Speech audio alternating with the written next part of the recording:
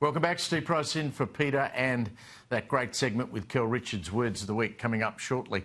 But I want to talk about small business. A devastating blow for small businesses. Figures out today reveal that in the last 12 months it has been the worst on record for companies unable to pay their debts, with a record 10,400 businesses collapsing. You read about one every day.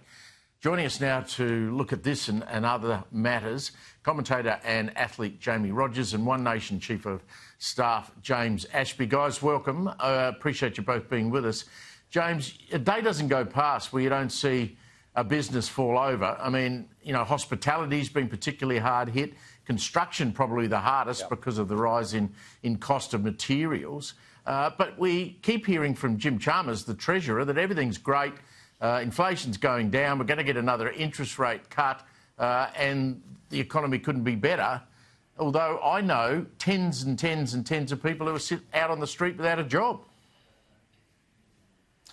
Yeah, a lot of this has to do with the fact that when the Albanese government came to power 3 years ago, they gave explicit instructions to the ATO to go hard after those businesses that had any outstanding debt. And who were they? Well, they were the businesses that were hit hardest, and that was the hospitality industry. And secondly, construction, because costs went up, as you rightfully pointed out, but the hospitality industry was closed for such a long time, which gave them an inability to actually pay down any of those ATO debts.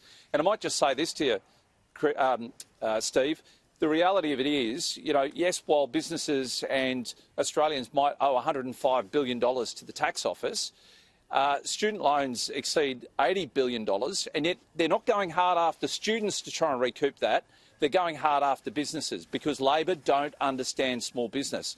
And as a result of some of those builders in particular from going bust, what happens is here in Queensland, and I assume it's the same across the rest of the country, they lose their builder's licence. And what are we in desperate need of right now?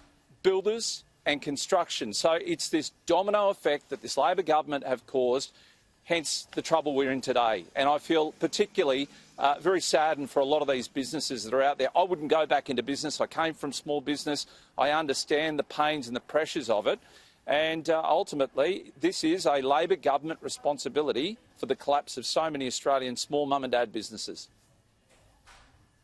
Jamie, we keep seeing these figures about inflation coming down, and you know, I feel very sorry for cafe operators, people who are trying to run a small business. You know, they might have 5 or 6 people working there, a couple of people behind the coffee machine. We're now paying $10 for 2 coffees, and a lot of that is driven by the fact that wages and overtime have gone through the roof. And so to keep their business alive, they've got to charge us, the consumer, more money. But somehow people are telling us things are getting cheaper. These two things don't add up, do they? No, Steve, it's so sad to see. Going into the last federal election, we were just hearing time and time again about businesses, small businesses, really struggling and feeling terrible about having to pass on these costs to the consumer. We saw 14,000 businesses go insolvent in this past financial year, which is up 26.8% from FY24. And it's just devastating when you see the sheer volume. New South Wales had the largest amount. And as James just mentioned, it's the cafes that are going under in the hospitality sector, but also in construction. And when you look at it, it's the high rents, insurance, interest, wages, electricity, gas, weaker consumer demand. Is just all of these costs are continuously going up and up and up, and businesses just can't do it anymore. And as James also mentioned about the ATO coming after that $105 billion in the company tax debt, and that's now adding more so to the pressure for these businesses not able to keep their doors open. Jamie, we learned today the University of Pennsylvania is going to revoke the records set by a transgender